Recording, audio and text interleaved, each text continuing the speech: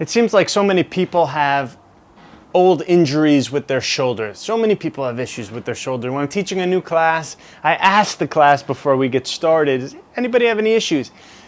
9 out of 10 times people say no. I'm fine, no injuries, nothing. And then once we get into the movements, almost every class somebody says, oh, I did have a rotator cuff tear, 10 years ago, or they dislocated their shoulder. So whether the pain is around here, the deltoid, in the back by the scapula, in the front, most people, I'd say, I don't know, most groups of people, a few of those people are going to have injuries or old injuries with their shoulder. So in the Chinese arts, when we say the shoulder, we don't just mean this area right here, but really how the shoulder connects to the chest, the neck, and then the upper back. And we want to unify the body in these practices so the rest of my body is supporting the area that might feel a little strained or challenged or weak. So this exercise is going to be great for anybody who has an older injury. There's some stability there. It's not a fresh injury. This would be sort of what we would classify as stage 2 sort of rehab after the initial swelling, inflammation, and excess junk, fluids, blood has left, and now we're just kind of on the mend. So this exercise, twisting shoulders, changing palms. The palms being the hands, and we're going to twist the shoulders to change the hands, okay, or change the palms. So I get into a nice wide stance here, not too wide, but nice horse stance. I feel nice and supported on the insides of my legs. It feels like I'm bracing something on the outsides of my legs. My head is gently lifted. My tailbone sinks. And I try to soften my chest and round my back slightly, okay? Almost like I'm trying to pull my shirt like this. You see, when I pull my shirt, I create a bit of a tautness here. I'm not pulling hard, but it's not totally loose either. It's a little bit taut, and that's the quality of the body that we're trying to achieve here. Okay, so what I'm going to do is, and hopefully this picks up both of my arms and both of my hands. I have long arms here.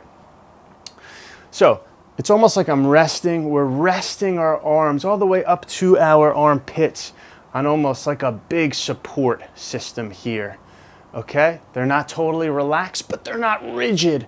They're connected to the back and to our breathing. Trying to breathe naturally into the belly and into the back. So now we can start here with rolling the shoulders. So one is going to twist in one direction and the other is going to twist in the other. Now this automatically right off the bat might feel challenging for you, okay?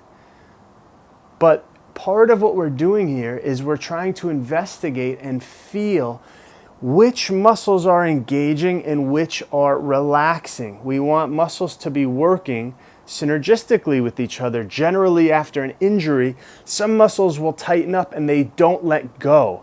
And this impedes our natural ranges of motion and movement. Okay, so we want to unstick that stuff, get it unstuck. So we're going to roll and then we relax back into our neutral. We go in the other direction and then we come back. We'll do that a couple of times. You notice I'm trying to keep my head erect, my tailbone sinking, my lower back relaxed, my neck is relaxed, and I'm thinking of all of my chest and my upper back and my shoulders making this movement, initiating the movement. Okay, now we're going to bring our body into it.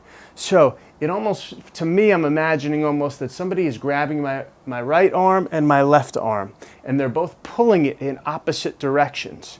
So I'm going to shift my weight to my right as I turn.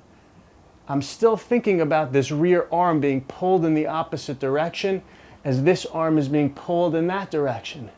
Now from here in my legs, I'm going to twist and turn. So as I turn my spine, my shoulders turn. I'm breathing fully into my belly. I'm keeping my shoulders sinking towards the floor. The elbows feel like they're being drawn towards the floor. My weight is spread even across both feet. Even though I'm shifting slightly from one side to the other, the weight is nice and balanced across the whole foot. So we do this for a little while. You're going to start to notice maybe certain areas that are tight.